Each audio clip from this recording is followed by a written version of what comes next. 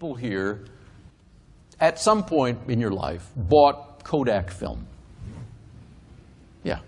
The answer is every person over 30, right? I mean, that's exactly it. How many people here have used Instagram? The answer is every person under 30, right? That's really true. How many people are not totally sure what Instagram is? More hands on that one. Okay. Instagram is a photo sharing service. Okay.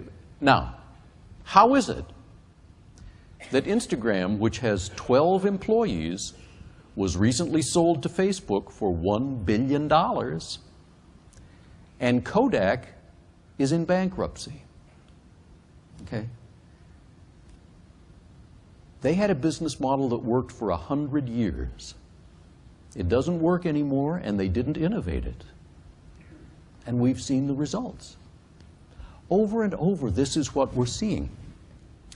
Business models don't last as long as they used to.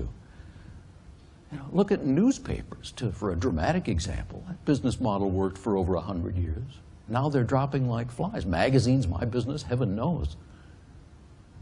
Retailing, huge business model innovation that has to be done, and only a few companies are managing it.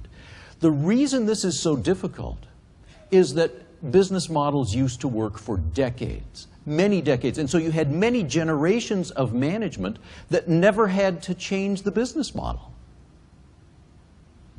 Nobody knew how to do it. It wasn't in the culture. It wasn't what they did.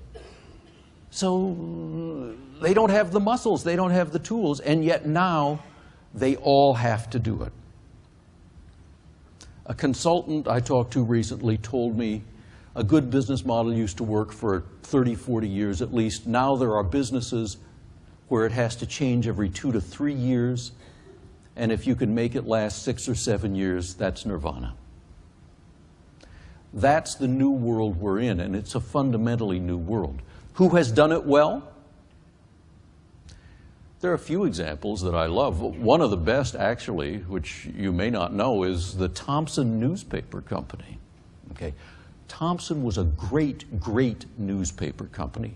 Lord Thomson, the CEO and proprietor, was one of the press lords in England, right? You don't get more glamorous than that, you know, being in the House of Lords because you own a bunch of newspapers. I mean, that is a fantastic thing, and they were a big factor in that business.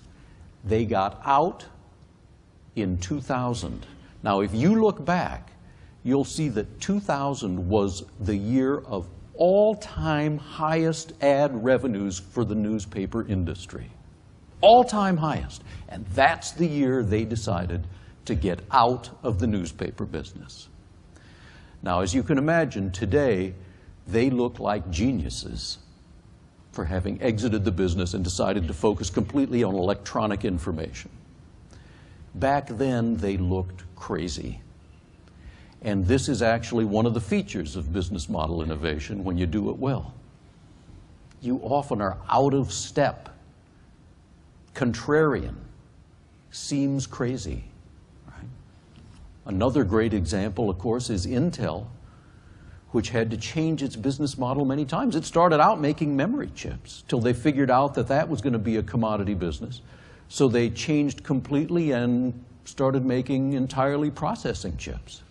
And then they realized that those chips are an anonymous commodity inside somebody else's product, so they spent hundreds of millions of dollars on the Intel Inside campaign and made this anonymous commodity into a branded consumer product, which had never been done before.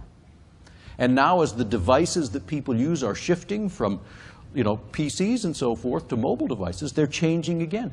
Each one of those decisions is a bet the company decision. It's a complete change in the business model. And so far, they have made those changes successfully every time. But every time, it seemed risky and contrarian. That's what changing the business model is about. And we're still seeing other companies do it, and we don't know how it'll work out, but they have to do it. Any company that wants to grow and succeed in this environment has got to get comfortable with the idea of changing the business model